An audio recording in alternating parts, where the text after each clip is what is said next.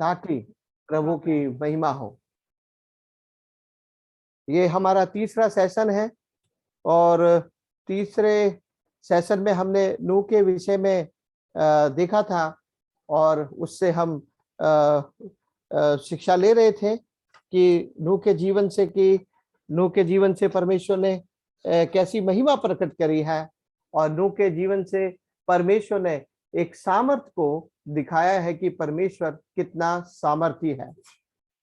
और उत्पत्ति की पुस्तक जो है वो पूरी परमेश्वर के सामर्थ्य से भरी हुई है, परमेश्वर के सामर्थ्य से।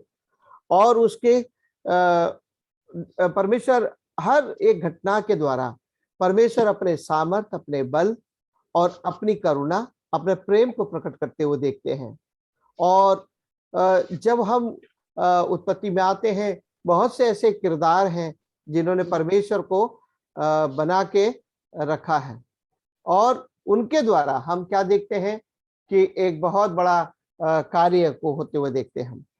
और आज फिर हम देखते हैं कि नूह के विषय में, और तीसरे सेशन में हम जब जाते हैं तो हम देखते हैं कि वहां पर नूह जो है के विषय में हमने पढ़ा था कि नूह धर्मी होने के कारण क्या हुआ, बचाया गया और परमेश्वर के अनुग्रह में वो क्या हुआ, बढ़ गया।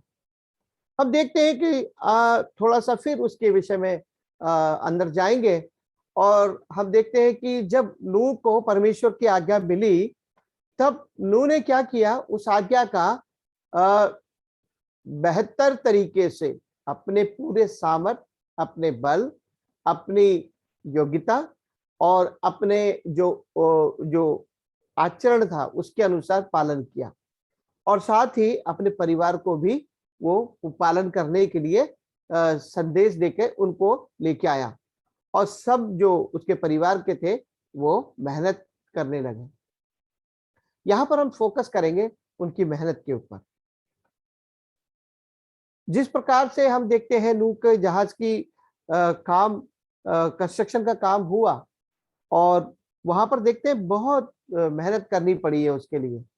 नूह को अपना खेती बाड़ी भी देखनी थी, अपने भेड़ बकरियों को भी देखना था और साथ ही साथ क्या करना था, वो कर्तव्य का भी पूरा करना था, कर्तव्य का पूरा करना था, उस पालन को भी पूरा करना था जो परमेश्वर ने दिया था। और वो सब लोग हम देखते हैं कि उसकी वाइफ, उसकी बहू, उसके बेटे पूरे लगन के साथ में इतने वर्षों तक जो है इसी काम में लगे रहे। अभी हम देखते हैं कि उत्पत्ति की पुस्तक में हम आते हैं और वहां पर हम आज पढ़ेंगे हमारे तीसरे सेशन के अंदर कि लेमेक जो था, आइए हम उसका उत्पत्ति की पुस्तक में आते हैं और उसके 6 अध्याय 5वें अध्याय के अंदर आते हैं और वहां पर हम देखते हैं कि 5 का 30 के विषय में हम देखते हैं नूह के जन्म के पश्चात लेमेक 595 वर्ष जीवित रहा और उसके और भी बेटे बेटियां उत्पन्न हुई। अब यहाँ पर केवल हम इतना देखते हैं कि लेमेक जो था नूह का पिता था और नूह उसका जो है प्रिय पुत्र था और उसके और भी बेटे बेटियां हुई। इसका मतलब नूह के और भी भाई और बहन उसके साथ साथ रहते थे और भाई और बहन एक साथ जब रहते थे, उसके चाचा, ताऊ, मामा, जितने भी और भी रिश्तेदार थे सब एक साथ रहते थे। लेकिन जब परमेश्वर का अनुग्रह और जब परमेश्वर का जो कार्य उत्पन्न हुआ तब हम देखते हैं नूह के ऊपर ही प्रकट हुआ है।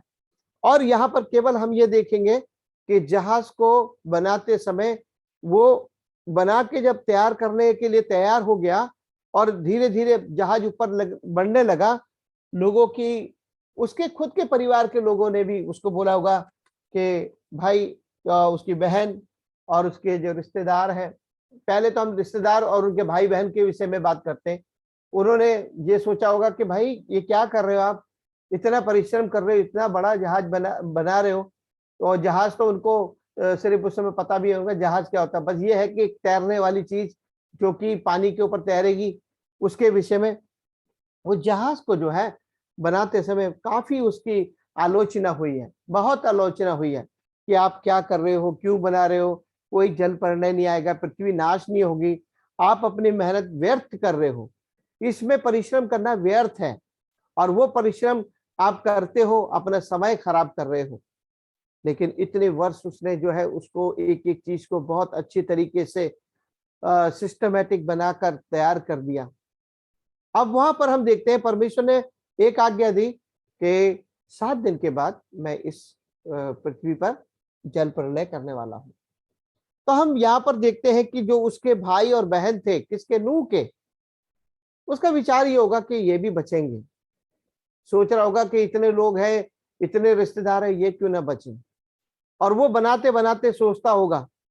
लेकिन अब हम यहाँ पर आते हैं कि जिस दिन उसको परमेश्वर ने बोला आज से 7 दिन के बाद मैं इस पृथ्वी को जल प्रलय से नष्ट करने जा रहा हूं, और तू जहाज की तरफ प्रस्थान कर। और जब जहाज के अंदर वो सारा सामान लेके जा रहा होगा, तब जब सब कुछ हो गया, तो वो सोचता होगा कि मेरे भाई और मेरे बहन क्यों नहीं बचे, क्यों नहीं आ रहे जहाज के अंदर, उनको आना चाहिए था, वो आ जाते। कितना मतलब स्नेह और प्रेम उसके लिए होगा, क्योंकि उसके पिता के पुत्र और पुत्री है और उसके वंश के लोग हैं। लेकिन वंश के लोग होने के कारण भी वो लोग जहाज की तरफ नहीं आ पाए हैं। जहाज का मतलब है एक प्रकार का छुटकारा, एक प्रकार के जीवन। वो जो जहाज जो है एक प्रकार का मृत्यु से छुटकारा और जीवन है। और वो नूह जो है धर्मी होने के कारण गेट पे और वहां पर बैठ के सोचता होगा कि काश इस पानी के बहने से पहले कोई मेरे सारे आ जाए, बच जाए। प्रिय भाई और बहनों, हम देखते हैं अपने इस प्रायोगिक जीवन के अंदर हम अपने परिवार के विषय में बहुत सोचते हैं, अपने भाइयों के विषय में सोचते हैं, अपने बहनों के विषय में बहुत सोचते हैं, और हम अपने रिश्तों को, अपने अपने जो पारिवारिक जीवन है और अपने रिश्तों को कभी भी खराब होने नहीं देना चाहते, अलग नहीं होने देने जाते, टूटने नहीं जाने देते। क्योंकि हम उससे जुड़े हुए होते हैं, वो हमसे जुड़े होते हैं। लेकिन एक चीज हमें अलग करती है, धार्मिकता और पवित्रता जो है हमें इन बातों से अलग करती है। जब प्रभु यीशु मसीह को जब वो मंदिर में सुसमाचार सुना रहे थे और उसके माता पिता उसको ढूंढ रहे थे, तब उसने लोगों ने उसको पुकार के कहा, हे यीशु नासरी, हे यीशु, तू यहाँ पर प्रचार करता है, देख तेरे माता पिता तुझे ढूंढते हैं। उसने क्या कहा, जो मेरे परमेश्वर के वचन को सुनता है और उसके ऊपर चलता है, उसको मानता है, वो मेरा भाई और मेरा पिता है और मेरी माता है और मेरे परिवार है। लेकिन जो परमेश्वर का वचन नहीं सुनता और उसके ऊपर नहीं चलता, उसको नहीं मानता, और जो पिता की इच्छा है उसके ऊपर नहीं चलता, वो मेरा कुछ भी नहीं है। तो वहां पर हम देखते हैं कि वहां पर एक धार्मिकता और पवित्रता और एक आज्ञाकारिता वहां पर उस जहाज के बीच में और पृथ्वी के बीच में थी। लोगों को परमेश्वर ने कभी भी नहीं कहा था कि लोग उसमें ना जाए, ना बचे, लेकिन इतना समय देने के बाद भी किसी ने भी क्या किया, मन फिराव का जीवन नहीं बिताया। इतना समय देने के बाद नूह रोज उसको बोलता होगा, अरे आ जाओ मेरे साथ मेहनत कर लो, थोड़ा सा आके 2-4 लकड़ियां तुम भी लगा दो और आ जाना जहाज के अंदर, बच जाओगे। और काफी समझाता होगा, लेकिन वो नहीं समझ सके और किसी ने भी उसके ऊपर ध्यान नहीं दिया और उसके ऊपर कटुता करते चले गए। और क्या हुआ कि जब वो अंतिम समय आया तो क्या हुआ, उसने नूह जो है गेट के ऊपर अपने प्रियजनों को याद करता होगा और आंसू बहाता होगा। हम उस पीड़ा को देखते हैं, उसका अनुभव करना चाहते हैं कि नूह जो है अपने परिवार के साथ में अलग हो रहा है और उसका परिवार कहाँ है, मृत्यु की तरफ जा रहा है और संसार में बह जाएगा, खत्म हो जाएगा। लेकिन वो दरवाजे पर इंतजार करता है। यह इतने जानवरों को बचा रहा है, क्या अपने परिवार को नहीं बचा सकता था? लेकिन यहाँ पर हम देखते हैं परमेश्वर की धार्मिकता को। परमेश्वर ने बोला पशु पक्षियों को लेके जा, वो अपने आप चले जा रहे हैं अंदर, क्योंकि उनको मालूम है कि उनका छुटकारा हो जाएगा, नहीं तो वो नाश हो जाएंगे। लेकिन यहाँ पर मनुष्य जो है परमेश्वर से बलुआ करते हुए देखते हैं। और जब अंतिम समय आ गया तो क्या हुआ, वहां पर दरवाजा नूह ने बंद नहीं किया, बल्कि परमेश्वर ने बंद किया था। जब तक पानी 7 दिन के अंदर जब तक पृथ्वी पर नहीं पड़ा, तब तक दरवाजा उस समय खुला हुआ था, और कोई उस समय अंतिम समय तक कोई भी नहीं आया। और जब दरवाजा बंद हो गया, तब नूह क्या हुआ, दरवाजे पे बैठ के घुटने डाल के रोया होगा कि मैं कैसा भाग्य मनुष्य हूं कि मुझे छोड़ और मेरे सारे संसार के जितने भी लोग हैं सब नष्ट हुए जाते हैं।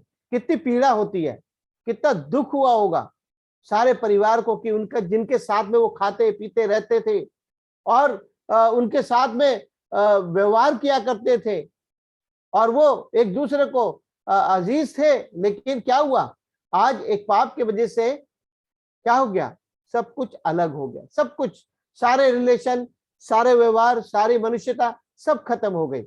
और क्या हुआ, नूह केवल वो दरवाजे पर घुटने टेक कर आंसू बहाता हुआ हम देखते हैं। प्रियजनों, हम देखते हैं जब हमारा कोई प्रियजन, जब कोई एक स्टेट से दूसरे स्टेट जाता है और जब हम उसको रेलवे स्टेशन पर जाके उसको छोड़ने जाते हैं, तब उसको हम फील कर सकते हैं कि हम जो है जाते हुए व्यक्ति को बहुत ही आंसुओं से और हृदय की पीड़ा के साथ में उसको ट्रेन में बिठाते हैं और बोलते हैं कि भाई कितना आनंद था आपके साथ में, कितना हमने आपके साथ में बहुत जीवन बिताया, आप जा रहे हैं, परमेश्वर आपकी रक्षा करे और भाई मिलते रहना कभी, चाहे वो काफी समय के लिए जा रहा हो। तो हम बहुत दुख प्रकट करते हैं कि हमारे बीच में से एक भाई हमको छोड़कर दूसरे स्टेट में जा रहा है, या कोई भी ऐसी स्टेज होती है, जैसे हम एयरपोर्ट जा रहे हैं किसी को छोड़ने, और उसके बाद हम देखते हैं कोई शादी होती है, जब लड़की अपने घर को छोड़कर दूसरे के घर में जाती है, तो वो भी वहां पर भी हम देखते हैं कि बहुत दुख से और पीड़ा से जो है वो आगे बढ़ते हैं। तो जब छोड़ना होता है तो एक पीड़ा होती है, एक दुख होता है, और उसको अनुभव वही व्यक्ति कर सकता है जो कि उनसे घनिष्ठ मित्रता के साथ में जीवन बिताया हो। और जब हम देखते हैं कि जब एक व्यक्ति हमारे बीच में से उठा लिया जाता है, मर जाता है, और उसको जब क्या कहते हैं लास्ट विदाई दी जाती है, तब वो सारी बातों को याद करके रोते हैं कि किस प्रकार से वो हमारे साथ में था और किस प्रकार से हमने उसके जीवन को देखा और किस प्रकार से वो हमारे साथ में चलता रहा और आज वो हमारे बीच से चला गया। तो हम वहां पर दो अपनी संवेदनाओं को व्यक्त करते हैं, दुख को प्रकट करते हैं, और नूह को भी हम वहां पर इस प्रकार से देखते होंगे कि जहाज का दरवाजा बंद हो गया, लेकिन कोई भी उसमें प्रवेश नहीं कर पाया। और उसका परिणाम क्या हो गया कि जल प्रलय आया और सबको लेके चला गया। और वहां पर अब जब सब कुछ खत्म हो गया तो वहां पर वापस आने का समय आ गया। अब हम तीसरे सेशन में जो आए हैं, तो हम अब जो पढ़ते हैं उत्पत्ति की पुस्तक में आते हैं और उसके 18 अध्याय और उसके 20वीं आयत के अंदर आते हैं। 18 और 20 के अंदर हम आते हैं और वहां पर हम इस प्रकार से पढ़ते हैं। फिर यहोवा ने कहा, सदोम और अमोरा की चिल्लाहट बढ़ गई है और उसका पाप बहुत भारी हो गया है, इसलिए मैं उतरकर देखूंगा कि उसकी जैसी चिल्लाहट मेरे कान तक पहुंची है, उन्होंने ठीक वैसा ही काम किया है कि नहीं, और ना किया हो तो मैं उसे जान लूंगा। और यहाँ पर एक बार जब ये हो गया, अब जो परमेश्वर ने दोबारा से नूह और उसके परिवार को जीवन दान दे दिया, यहाँ पर कुछ ही समय बीतने के बाद हम देखते हैं कि सदोम जो है और उसकी जो है चिल्लाहट, काय की थी चिल्लाहट? कि पाप की चिल्लाहट थी, वो गुनाह की चिल्लाहट थी वो। और ऐसी चिल्लाहट थी जिसके वजह से लोग इनकी जो चिल्लाहट थी परमेश्वर के कान में पहुंच गई। और हम नूह से पहले देखते हैं कि वहां पर भी परमेश्वर बोलते हैं इनकी चिल्लाहट, जो पाप की चिल्लाहट है, जो गुनाह करने की इनकी रफ्तार है, बहुत बढ़ गई है। और यहां पर कुछ समय होने के बाद यहां पर फिर एक चिल्लाहट को हम देखते हैं। अब परमेश्वर क्या करें? अब परमेश्वर क्या करें? क्योंकि परमेश्वर ने नूह और उसके बच्चों के साथ और उसकी पीढ़ी के साथ और आने वाली सारी पीढ़ी के साथ में वाचा बांध दी है, क्या मैं ऐसे नाश नहीं करूंगा? अब कैसे नाश करूं? कैसे पाप का मैं अंत करूं? उसके लिए बड़ी समस्या उत्पन्न हो गई और परमेश्वर के कान तक ये बात पहुंची है। कौन सी बात पहुंची है? इनकी अच्छाई की बातें नहीं पहुंची, बल्कि इनकी बुराई की बातें पहुंची है। तब वो परमेश्वर स्वयं देखने के लिए कि इनके काम कैसे हैं, मैं जाके परखता हूं, देखता हूं। और वहां पर वो आ गए। और उसके 19 के उसके 24 में हम आते हैं और वहां पर पढ़ते हैं 19 के 24 में वहां पर लिखा, तब यहोवा ने अपनी ओर से सदोम और अमोरा पर आकाश से गंधक और आग बरसाई। यानी कि अब ये टाइम आ गया कि वहां पर जो है क्या करें? आग को बरसाना है, आग को बरसाना है। और सदोम को, अमोरा को क्या करना है? नाश करने का टाइम आ गया। और वो ऐसा करने के लिए बिल्कुल तैयार हो गया। लेकिन हम उसका 15वीं आयत में आते हैं, 19 का 15 में पहले हम देखते हैं कि जब पांव फटने लगी तब दूतों ने लूत से जल्दी करने को कहा और बोले, उठ अपनी पत्नी और दोनों बेटियों को जो यहां ले जा, दोनों बेटियों को जो यहां है ले जा, नहीं तो तू भी इस नगर के अधर्म के में भस्म हो जाएगा। पर वह विलंब करता रहा। इस पर उन पुरुषों ने उसका और उसकी पत्नी और दोनों बेटियों के हाथ पकड़े, क्योंकि यहोवा की दया उस पर थी, और उसको निकालकर नगर के बाहर कर दिया, नगर के बाहर कर दिया। और ऐसा हुआ कि जब उन्होंने उसको बाहर निकाला तब कहा, अपना प्राण लेकर भाग जा, पीछे की ओर ना ताकना, पीछे की ओर ना ताकना, और तराई भर में ना ठहरना, उस पहाड़ पर भाग जाना, नहीं तो तू भी भस्म हो जाएगा, तू भी भस्म हो जाएगा। आगे हम पढ़ते हैं, लूत ने उनसे कहा, हे मेरे प्रभु, ऐसा ना कर, देख मैं तेरे दास पर तेरी अनुग्रह की दृष्टि हुई है, और तूने इसमें बड़ी कृपा दिखाई कि मेरे प्राण को, पर मैं पहाड़ पर भाग नहीं सकता, क्योंकि पहाड़ पर भाग नहीं सकता, कहीं ऐसा ना हो कि कोई विपत्ति मुझ पर आ पड़े और मैं मर जाऊं। यहां पर हमें विशेष ध्यान देकर सुनना है, समझना है। यहां पर एक विपत्ति परमेश्वर की तरफ से उस नगर के ऊपर आ गई है। और वहां पर इब्राहिम को दिए गए एक संदेश के द्वारा कि मैं इस नगर को नष्ट करने जा रहा हूं। और वहां पर परमेश्वर और अब्राहम की जो बातें हुई उसका प्रतिफल यहां पर हम देखते हैं कि यहां पर परमेश्वर ने लूत को और उसके परिवार को बचाने का भरसक प्रयास किया। और हम देखते हैं कि लूत का एक बहुत अच्छा काम देखते हैं। जब ये परमेश्वर के दूत जो है जब सदोम के अंदर पहुंचे, तब ये व्यक्ति कहां पर बैठा था? नगर के फाटक के पास में बैठा हुआ था। और इसने क्या किया कि देखा कि कोई अतिथि लोग आ गए हैं, और वहां पर उसने उनको दौड़ कर जाके प्रणाम किया और उनसे विनती की कि हे प्रभु, आप रात को मेरे घर में रुकिए, मेरे घर बैठिए, और रोटी का टुकड़ा खा के अपने जी को तृप्त किए, उसके बाद तुम जहां जाना चले जाना। हम यहाँ पर एक बहुत अच्छा काम लूत के द्वारा करते हुए देखते हैं। और वहां पर जिस नगर के अंदर वो गए थे, वहां के लोग बहुत खराब थे, बहुत पापी थे, और वो किसी भी बाहरी व्यक्तियों को अपने बीच में बर्दाश्त नहीं करते थे, और वो लोग हैं उनके साथ में बहुत बुरा व्यवहार किया करते थे।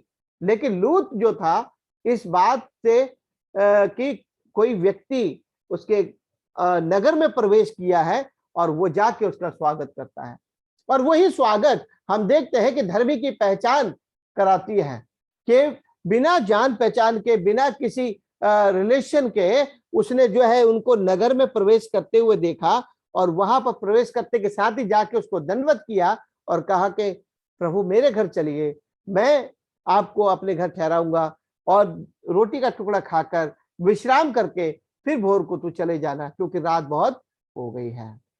हम वहां देखते हैं कि वो जो है उनको लेके अपने घर जाता है। ये परमेश्वर की अनुग्रह थी कि वो बचाया जाए, और हम देखते हैं उसको टाइम दिया गया था, कि टाइम दिया गया। लेकिन यहाँ पर हम देखते हैं इस बात को देखते हैं कि जब परमेश्वर के दूतों ने कहा कि जल्दी जल्दी इस नगर को छोड़ के चला जा, और तू अपनी बेटियों के साथ में चला जा, क्योंकि और कोई वहां पर आया नहीं। जबकि बेटियों के जो पति थे, जो उनके लूत के जो दामाद थे, उन्होंने उसका ठट्टा किया और उन्होंने उसका तिरस्कार किया और उसकी बातों पर विश्वास नहीं किया, और वो जो है उनके पास आए भी नहीं, रात को उनसे बात भी नहीं की। ये उठ के चले आते, चलो भाई कोई बात नहीं, लूत किसी परेशानी में है, लूत किसी संकट में है उसका परिवार, आओ हम भी, वो भी क्योंकि एक दूसरे से जो ज्वाइंट हो चुके थे, बोलते उनकी बेटियों की उनके साथ उनकी सगाई हो चुकी थी। और वहां पर देखते हैं कि उनके दामाद वो उसके घर नहीं आए रात को, लेकिन कुकर्म करने वालों की लाइन वहां पर हम देखते हैं कि पूरी की पूरी उमड़ आई, ताकि वो पाप करें।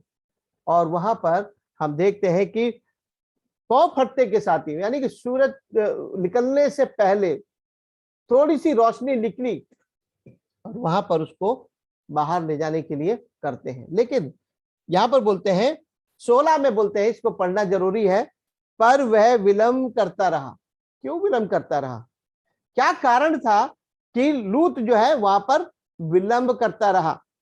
एक लगाव उसको उस चीज में था, वो रहने की जगह में उसको लगाव था। और वो क्या सोचता था?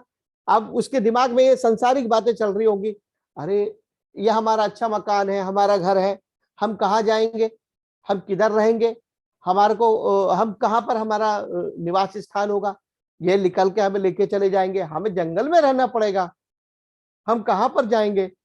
और उसके दिमाग में ये विचार चल रहा होगा, मेरे बेटे की जो दामाद है वो भी इधर ही है, सारे रिश्तेदार इधर ही हैं, और मैं अकेला यहां से निकल जाऊं, ये कैसे संभव है। इसीलिए क्या करते, वो बोलते हैं कि वो विलंब करता रहा, टाइम को जो है क्रॉस करता रहा। लेकिन यहां पर हम देखते हैं कि परमेश्वर का अनुग्रह जो है, परमेश्वर की दया जो है, टाइम पे बिल्कुल समय पर दी जाती है, टाइम पर दी जाती है। और वहां पर बोलते हैं कि तू निकल जा, लेकिन वो क्या करता है? विलंब करता है। क्यों विलंब करता है? वहां पर कुछ संसारिक बातें उसको रोक रही थी। मैं अपनी बेटियों को कैसे लेके जाऊंगा, मैं बुढ़ा हो गया हूं, मैं कैसे चलूंगा, मेरी पत्नी क्या सोचेगी, बाद में जाके क्या सोचेगी कि कहाँ लेके आ गए जंगल में, और वो हमारे जो रिश्तेदार है वो क्या कहेंगे कि हमें छोड़ के चले गए और कुछ हुआ नहीं।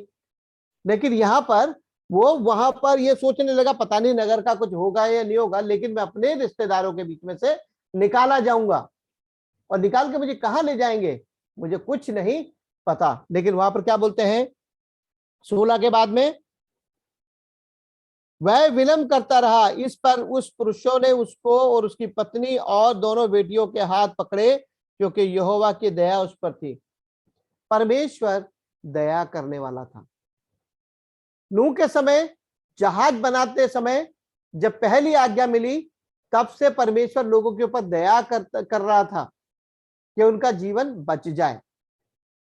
लेकिन वहां पर विलंब हो रहा था, जहाज बनाने के अंदर जो जो समय लग रहा था वो बहुत बड़ा पीरियड था। लेकिन परमेश्वर की दया नूह पर, उसके परिवार पर और भी जो उसके लोग थे उनके ऊपर बनी हुई थी। तभी तो पानी और विपत्ति वहां पर रोके गए थे कि समय को किसी प्रकार से बीतते हुए देखते हैं कि समय बीतता जाएगा।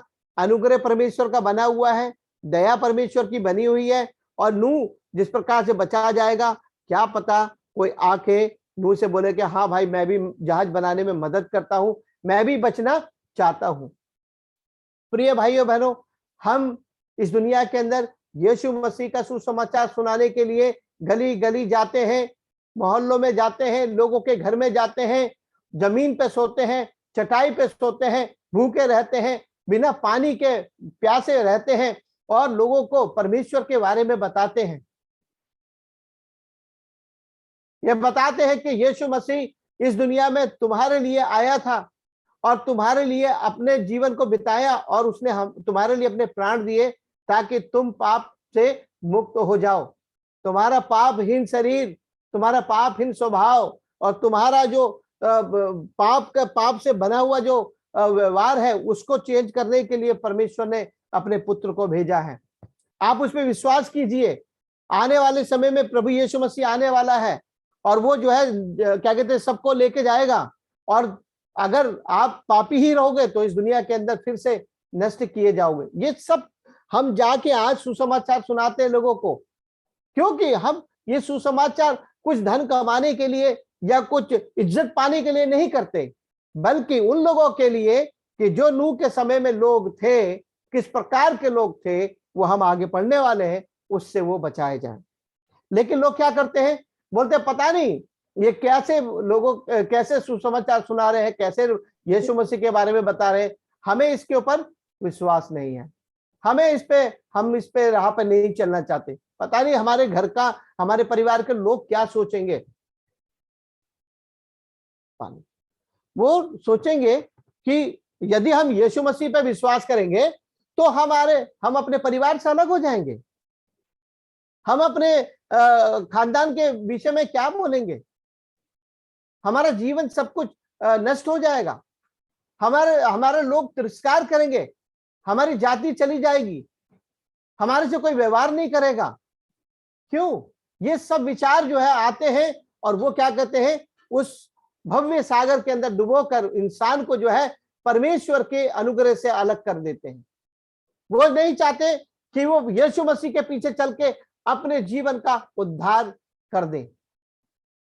और यहां पर हम देखते हैं कि परमेश्वर की दया बनी रही। कहां बनी रही? यह नूह के परिवार के साथ साथ लोगों पे भी बनी रही, कि समय देता रहा परमेश्वर, ताकि लोग जो है नूह के जहाज में आकर अपने जीवन को बचा ले। केवल जानवरों के विषय में नहीं सोच रहे थे परमेश्वर, मनुष्य के विषय में सोच रहे थे कि मनुष्य का जीवन बहुमूल्य है। परमेश्वर ने कहा, मैंने तुम्हें अपने स्वरूप में बनाया है, मैंने तुम्हें अपना सांस देके तुम्हें खरीद लिया है, और तुम मेरे जैसे हो, और मेरे जैसे जीवन है तुम्हारा। लेकिन वहां पर हम क्या देखते हैं, लोग ये कहते हैं कि संसार जैसे है वैसा ही हमारा जीवन है, हम उस संसार से अलग नहीं रह सकते। लेकिन प्रियजनों, संसार में हम जीवन नहीं पा सकते। हम संसार में व्यवहार और प्रेम पा सकते हैं, लेकिन जीवन नहीं पा सकते, क्योंकि ये जीवन हमारा परमेश्वर की देन है, और उसको हम जब तक परमेश्वर की दया और उसके करुणा के अनुसार हम जीवन में नहीं प्रवेश करते, तब तक हम पापहीन शरीर के अंदर गुलाम है शैतान के। और ये शाप जो है परमेश्वर ने मनुष्य को जो दिया है वो बरकरार रहता है। इसलिए तो प्रभु यीशु मसीह इस दुनिया में आज से 2000 वर्ष पहले जो है इस दुनिया में आए थे। क्यों आए? ताकि परमेश्वर की दया कंटिन्यू बनी रहे। ऐसे नहीं कि एक बार नूह के साथ में आई और क्या कहते हैं सदोम में आई, उसके बाद चली गई, ऐसे नहीं है। परमेश्वर की दया और उसकी अनुग्रह कंटिन्यू बनी हुई है, तभी तो पृथ्वी, आकाश, जल और थल सब कुछ मनुष्य वैसे ही चले आ रहे हैं, ताकि परमेश्वर का सामर्थ को और उसकी धार्मिकता को इंसान पहचान सके। हम यहाँ पर जो है नूह के जो समय को देख रहे थे कि इतने समय के अनुसार परमेश्वर दया करते चले आ रहे थे। उसके जब वो जहाज बनाने लगा, परमेश्वर ने ना बारिश को रोका, ना खेती को रोका, ना धूप काल को, ना किसी भी ऐसे सीजन को नहीं रोका, और सब कुछ मनुष्य को बराबर देता रहा। लोग खेती करते रहे, लोग शादी करते रहे, लोग व्यवहार करते रहे, सब कुछ करते रहे, लेकिन परमेश्वर को नहीं पहचाना, परमेश्वर को भूल गए, वो चेतावनियों को भूल गए कि परमेश्वर ने एक चेतावनी दी है कि मैं इस संसार को नष्ट करने जा रहा हूं, क्योंकि पाप बहुत बढ़ गया है। पृथ्वी पर मनुष्य की चाल बिगड़ गई है। मनुष्य की चाल बिगड़ने के कारण क्या होता है, वो वहां पर अधर्मी हो जाता है। और वहां पर नूह का जहाज का दरवाजा बंद हो गया और अनुग्रह केवल अंदर और जहाज के ऊपर बनी रही। और यहाँ पर सदोम के अंदर जो है लूत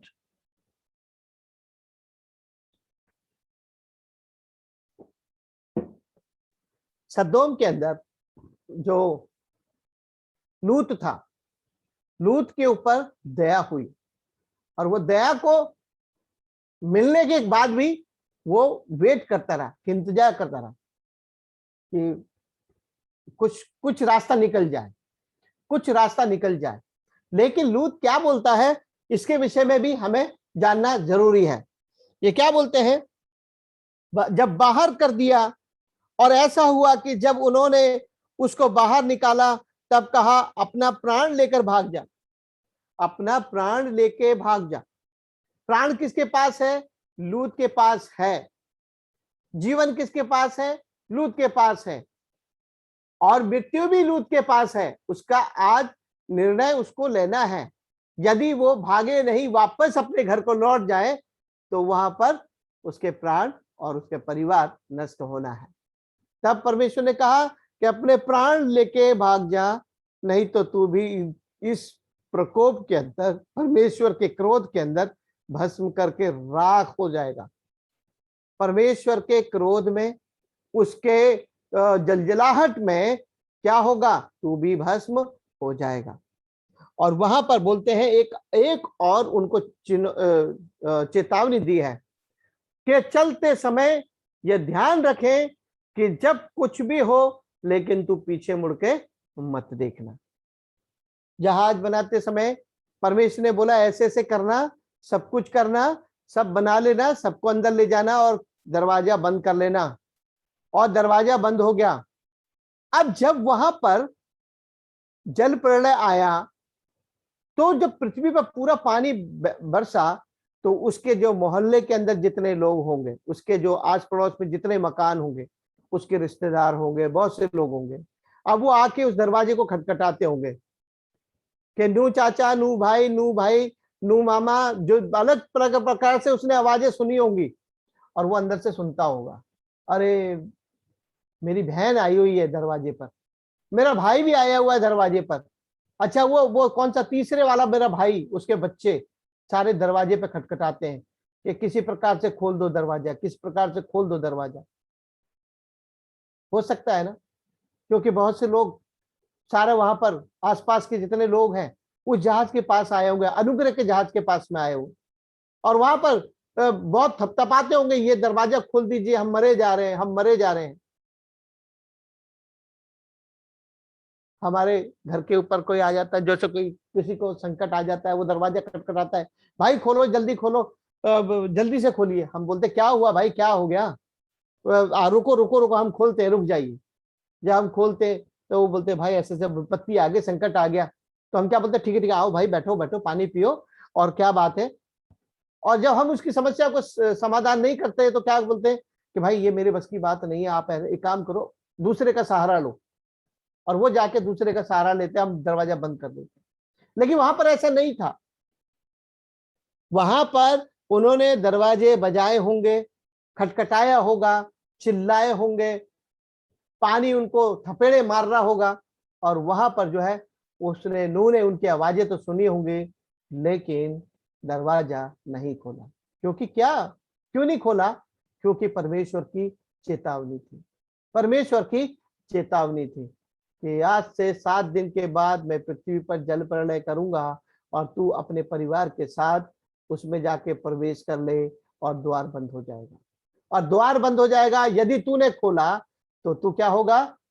अपने उस अनुग्रह को खत्म कर देगा जो कि मैंने तुझको दिया है। और यहाँ पर लूत को हम देखते हैं कि चेतावनी दी, पूरे परिवार को थी, और एक व्यक्ति को नहीं थी, पूरे परिवार को चेतावनी थी कि पीछे मुड़कर मत देखना, पीछे मुड़कर मत ताकना, और तराई में भी मत रुकना।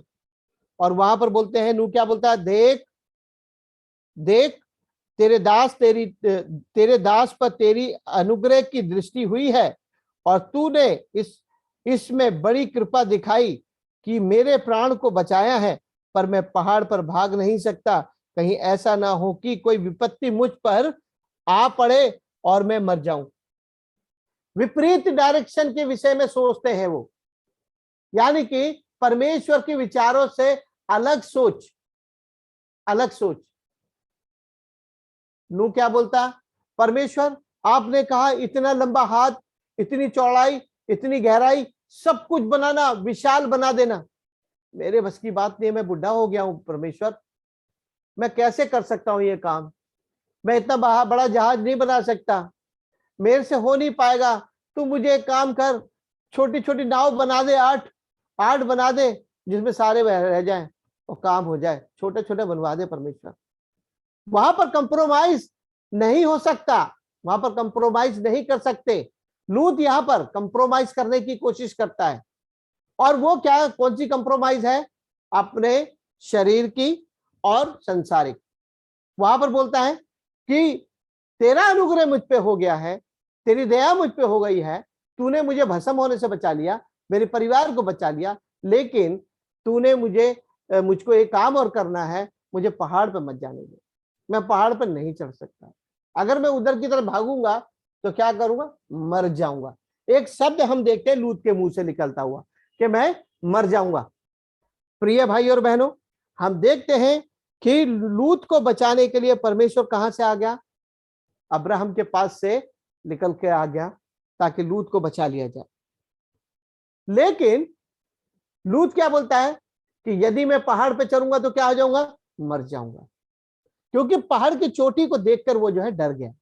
बोले मैं इस पे नहीं चढ़ पाऊंगा, मैं कैसे चढ़ूं? मैं तो बुढ़ा हो गया हूं, और मैं अपने परिवार को कैसे लेके भागूं? क्या परमेश्वर उनको मारने के लिए आया था? क्या लूत जो कह रहा है कि मैं मर जाऊंगा, ऐसे क्यों? क्योंकि वो अपने विषय में ये सोचता है कि यदि मैं चढ़ते चढ़ते जाऊंगा तो मर जाऊंगा। लेकिन परमेश्वर वहां पर उसको मारने के लिए नहीं, बल्कि उसको बचाने के लिए आया था। और वो ये बात को भूल गया कि परमेश्वर जब उसके साथ है, जब परमेश्वर उसको बचाने आया है, तो मैं किस प्रकार से इस संसारिक बातों को उसके सामने प्रकट करूं? मैं क्यों कहूं कि मैं मर जाऊंगा? अरे परमेश्वर ने उसको भरबस उसको हाथ से पकड़ के उसके बेटे बेटियों को निकाल के बाहर कर दिया शहर से। बोला निकल जाए यहां से, तेरा क्या काम है? तू एक धर्मी व्यक्ति का संबंध रखता है, परमेश्वर की दृष्टि तेरे पे हुई है, तू यहाँ पर तेरा क्या काम है? सदोम और अमोरा में तेरा क्या काम है भाई? तू निकल यहां से। तुझे पापियों के बीच में नहीं बल्कि धर्मियों के बीच में रहना है। तू धर्मियों के बीच में जाके परमेश्वर की बढ़ाई कर, तू इन पापियों के बीच में नहीं रह। और उसने उसको बचाने के लिए बाहर फेंक दिया, बोला निकल जाओ यहां से, कोई संबंध मत रखो इन लोगों से कि जिन्होंने तेरे विषय को ठट्टे में उड़ा दिया। जब तू अपने रिश्तेदारों को संदेश देने गया था बचाव का, तो उन्होंने तेरा तिरस्कार किया, परमेश्वर की आज्ञा का उल्लंघन किया। तो क्यों तू सोचता है कि उस पहाड़ पे जाते समय तू मर जाएगा? परमेश्वर की अनुग्रह, उसकी दया लूत पर थी और उसके परिवार पे थी, और वो चाहता था कि उस पहाड़ पे चढ़ के ताकत दिखाए परमेश्वर की, उस सामर्थ्य को दिखाए कि परमेश्वर मुझे बुढ़ापे के अंदर भी क्या करता है? बल देकर ऊपर चढ़ाता है। उकाब क्या कहता है? उकाब जो है सुबेरे जब उठता है अपनी ताकत को दिखा के आकाश के ऊपर उड़ना शुरू करता है, और नई उमंग के साथ में, एक नए जोश के साथ में चलता है, क्योंकि परमेश्वर की सामर्थ उसके ऊपर बनी होती है और वो अपना शिकार जो है भूमि में से लेके आकाश में उड़ता है। लेकिन यहां पर लूत जो है एक बात को बोलता है कि मैं मर जाऊंगा। जब परमेश्वर हमारे साथ है, जब परमेश्वर का अनुग्रह हमारे साथ है और उसने अपने दूतों को हमारे लिए सेवा करने के लिए भेज दिया, हम कैसे कह सकते हैं हम मर जाएंगे? इस दुनिया में लोग ऐसे ही सोचते हैं। यीशु मसीह का नाम लेने से डरते हैं, यीशु मसीह को ग्रहण करने से डरते हैं, यीशु मसीह के पीछे चलने से डरते हैं, क्योंकि वो सोचते हैं कि हम इस संसार से अलग हो जाएंगे और लोगों के बीच में हमारा तिरस्कार किया जाएगा। हमें संसार बहुत प्रिय है और संसार में हम यीशु मसीह को साथ लेके नहीं चल सकते, नहीं तो हम मर जाएंगे। संसार के अंदर रह के हमारे लोग हमें मार डालेंगे। लेकिन प्रियजनों, हम देखते हैं कि परमेश्वर किसी को मारने के लिए नहीं आता कभी भी, बल्कि बचाने के लिए आता है। परमेश्वर बचाने के लिए आता है और वहां पर हम देखते हैं कि वो दोनों बचाए जाते हैं। और वहां पर वो एक चेतावनी को देखते हुए कहते हैं कि पीछे मुड़ के मत देखना, पीछे मुड़ के मत देखना। और वहां पर हम उसकी एक और विनती को सुन लेते हैं। जब यहाँ पर बोलता है कि मैं मर जाऊंगा, लेकिन ऐसा कर कि मैं नगर के पास वाले नगर के पास में जो है ठहर जाऊं। यदि वो ऐसे विनती ना करता तो मैं जानता हूं कि परमेश्वर शोर को भी क्या करता, नष्ट कर डालता, क्योंकि उसके अंदर भी कोई धर्मी नहीं था, सब पापी बसे हुए थे। और उसके विनती को सुनने के कारण परमेश्वर ने जो है शोर को भी शायद छोड़ दिया, नहीं तो शोर भी सदोम और गमोरा और शोर को तीनों को नष्ट एक साथ करता था। लेकिन वह धर्मी की एक विनती को परमेश्वर उन लोगों को बचाने का कार्य हो जाता है। फिर बोलता है 20 में, देख वह नगर ऐसा निकट है कि मैं भाग सकता हूं और वह छोटा भी है, मुझे वहीं भाग जाने दे। क्या वह नगर छोटा नहीं है और मेरा प्राण बच जाएगा? और मेरा प्राण बच जाएगा। प्राण बचाने के लिए सब कुछ कंप्रोमाइज कर लूंगा परमेश्वर में, मुझे बस इतना कर कि मैं वहां तक पहुंच जाऊंगा, लेकिन प्राण बच जाएगा। परमेश्वर के अनुग्रह, उसकी दया है, तो वो सदोम के अंदर आग बरसाने के बाद उन धर्मी जनों को डाल देता तो भी वो वहां बच सकते थे, क्योंकि परमेश्वर बहुत सामर्थी है। हम दानियल की पुस्तक में पढ़ते हैं, जब शद्रक मेशक अबेदनगो को जब डाला गया आग के भट्टे के अंदर, तो हम देखते क्या हुआ, वहां पर परमेश्वर उनके साथ में था भट्टे के अंदर। और वहां पर हम देखते हैं कि राजा बोलता है कि हमने 3 आदमियों को भेजे थे, वहां पर चौथा भी व्यक्ति देखते हैं। और जब उनको बाहर निकाला गया तो उनके ऊपर कोई जलन हम नहीं देखते, आग में कोई भी उसको भस्म नहीं कर सका और वो सारे के सारे धर्मी लोग वापस आ गए। तो यहाँ पर जब सदोम को परमेश्वर ने आग से भस्म किया, तो क्या लूत को वहां बचा सकता था धार्मिकता के अनुसार? लेकिन परमेश्वर नहीं चाहता कि उसकी राख तक उन पापियों की राख तक उसके लूत के ऊपर बरसे, और वो जहां पर बिल्कुल साफ तरीके से निकाल कर लेके जाना चाहता था। पांव फटने के बाद एक उम्मीद के जो है कि विलंब करना बहुत परमेश्वर के लिए अच्छी बात नहीं है। परमेश्वर ने बोला अभी कर, चुटकियों में कर। और वहां पर हम देखते हैं, आते हैं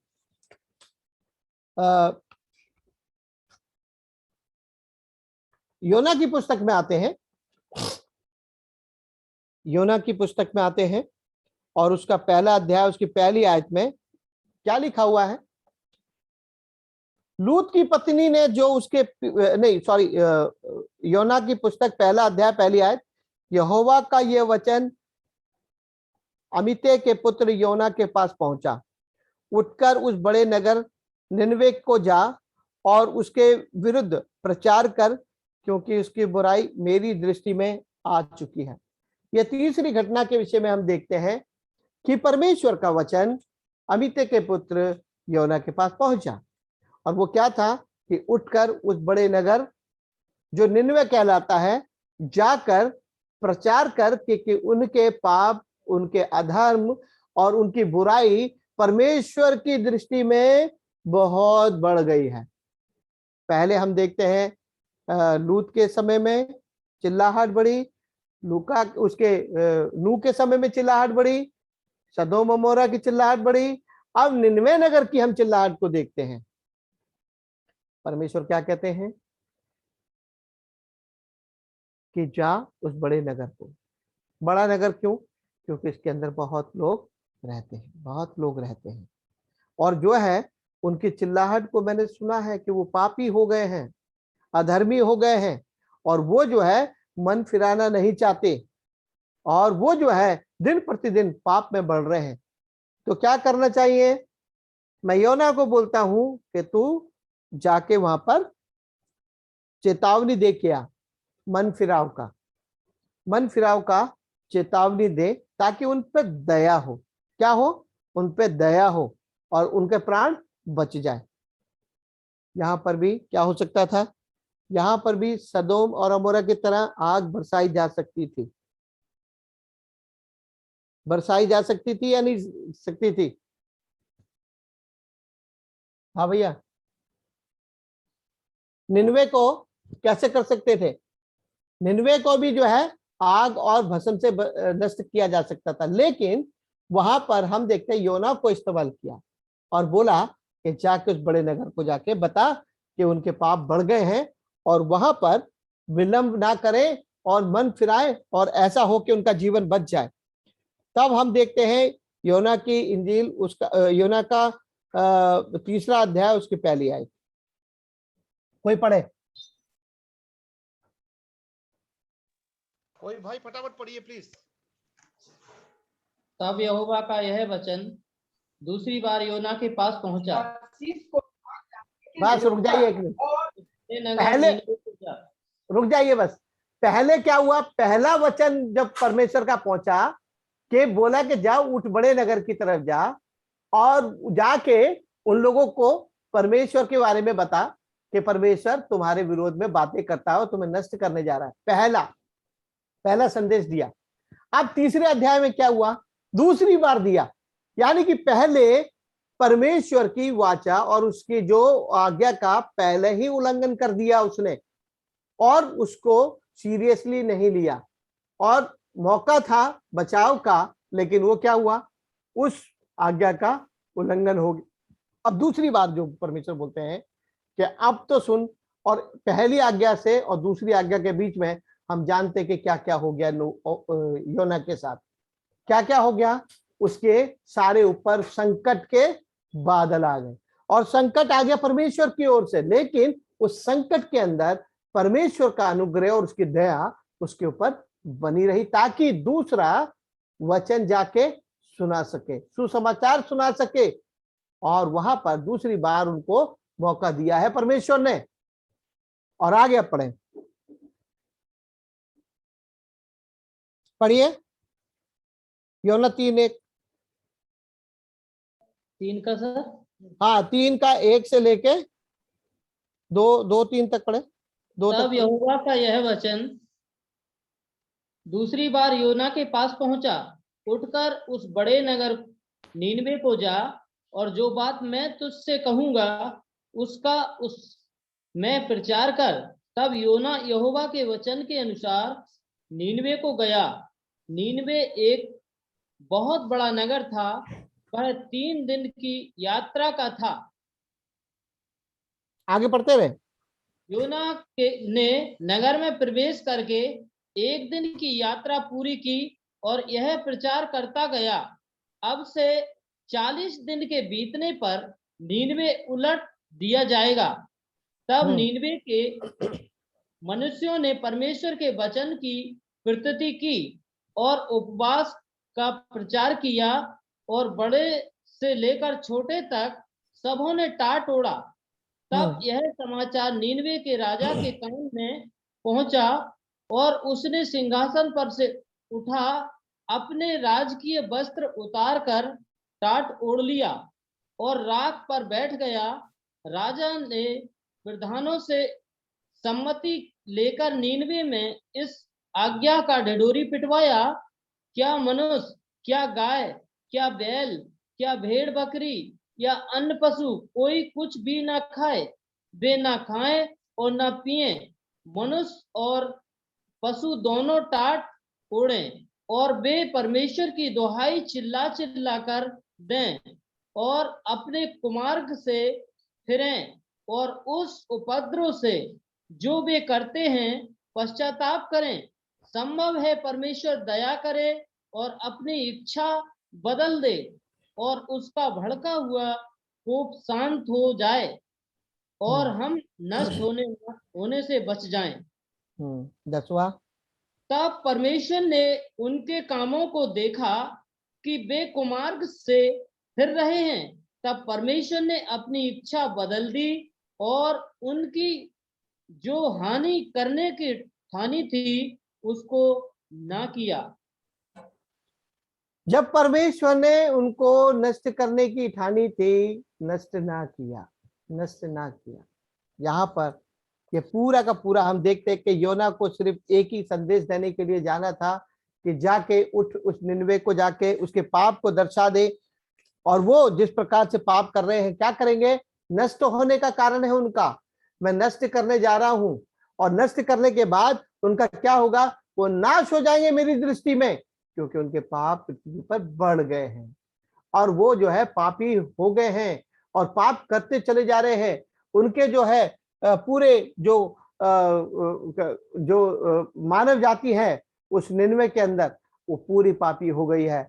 अब मैं नहीं चाहता, परमेश्वर बोलता है मैं नहीं चाहता कि वो नाश हो, परंतु यदि वो मेरा सुसमाचार सुने, मेरे उस प्रेम की बातों को सुने और मन फिराए तो निश्चय वो बच जाएंगे।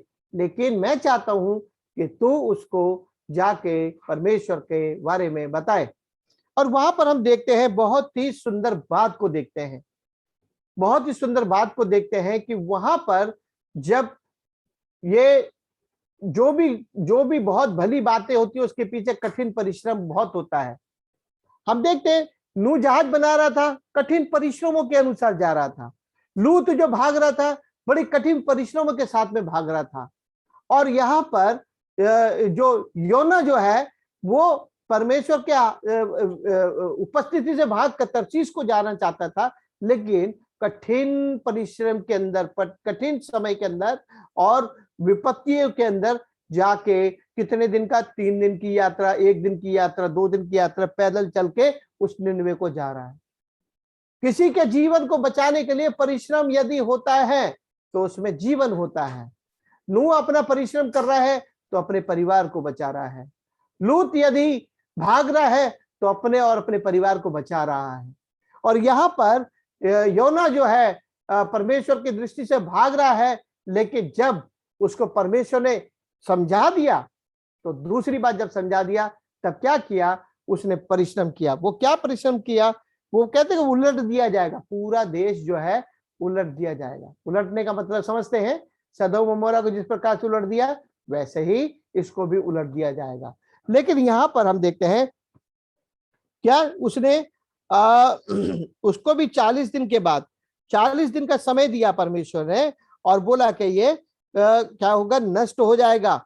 लेकिन इसके लिए क्या कहते हैं कि योना जो है परिश्रम करता हुआ गया, परिश्रम करता हुआ गया, और उसका परिश्रम का फल ये हुआ कि जब उसने परमेश्वर के बारे में बताया कि आज से 40 दिन के बाद ये नगर उलट दिया जाएगा और तुम सब नष्ट हो जाओगे, तो अपने जीवन को बचा लीजिए, नहीं तो परमेश्वर तुम्हारे विरोध में खड़ा हुआ है।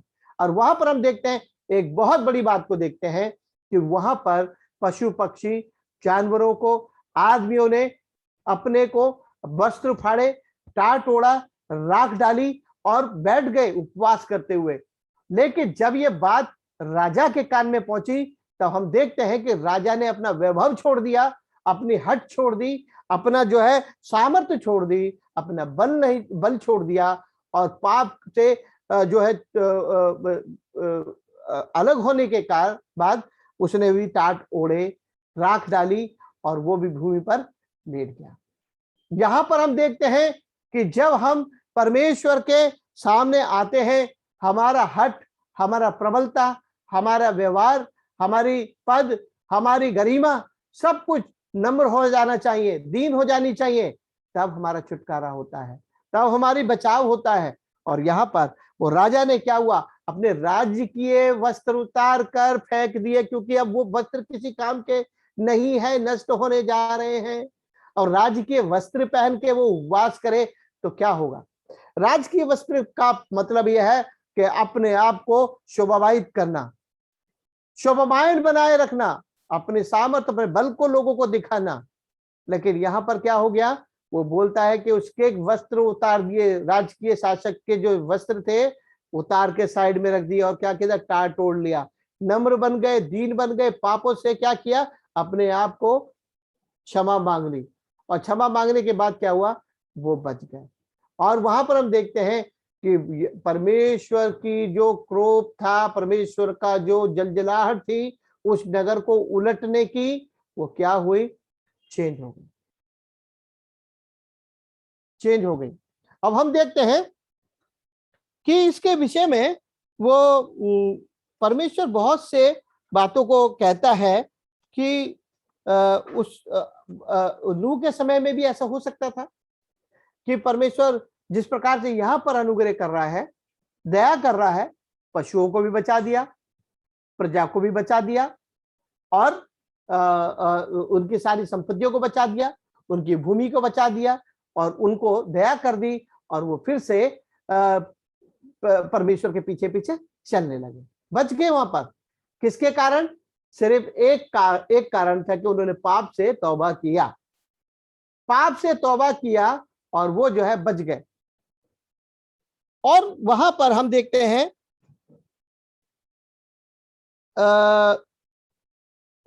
सेकंड तिमोथीयुस उसका 3 अध्याय उसकी पहली आयत में हम पढ़ते हैं।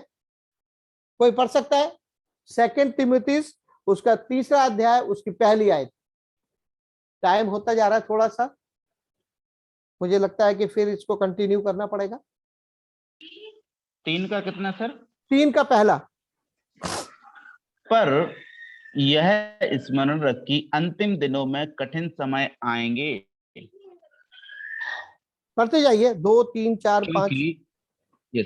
क्योंकि मनुष्य स्वार्थी, लोभी, डिंगमार, अभिमानी, निंदक, माता पिता की आज्ञा टालने वाले, कृतघ्न, अपवित्र, दया रहित, क्षमा रहित, दोष लगाने वाले, असंयमी, कठोर, भले के बैरी, विश्वासघाती, ढीठ, घमंडी और परमेश्वर के नहीं वरन सुख विलास ही के चाहने वाले होंगे। वे भक्ति का भेष तो धरेंगे पर उसकी शक्ति को न मानेंगे। ऐसों से परे रहना। यहां पर हम देखते हैं, इन्हीं में से वे बस यहीं पर ही। अब यहां पर हम देखते हैं कि यहाँ पर अंतिम दिनों के बारे में बता, अंतिम समय में, अंतिम दिनों में कठिन समय आएंगे, कठिन समय आएंगे। और नूह के समय में वो अंतिम समय था एक, और नूह के समय में परमेश्वर दया कर सकता था। कैसे? जब यहाँ पर निन्वे को जो परमेश्वर दया कर सकता है, तो वहां पर भी वो कर सकता था कि उनको बोलता है कि टार तोड़ लो, राख ओढ़ लो, डाल लो, तुमको क्षमा कर दूंगा। पाप तो बना हुआ है, शाप तो बना हुआ है, लेकिन अनुग्रह कर देता हूं। लेकिन वहां पर क्या देखते हैं कि नूह के समय में बहुत लोग कैसे थे, ऐसे ही थे जैसे बताया। क्या थे? मनुष्य स्वार्थी, धन का लोभी, डींगमार, अभिमानी, निंदक, माता पिता की आज्ञा का पालन ना करने वाले, टालने वाले, कृतज्ञ, अपवित्र, दया रहित, क्षमा रहित, दोष लगाने वाले, असंयमी, कठोर, भले के बैरी, विश्वासघाती, हठी, अभिमानी, और परमेश्वर के लिए नहीं वरन अपने सुख विलास के चाहने वाले थे।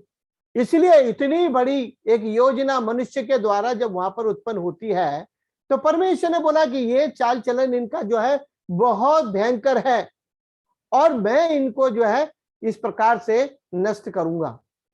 और वहां पर हम देखते हैं कि परमेश्वर को वहां पर उलटना पड़ा, पृथ्वी को उलटना पड़ा, पानी को जल से भरना पड़ा और मारना पड़ा।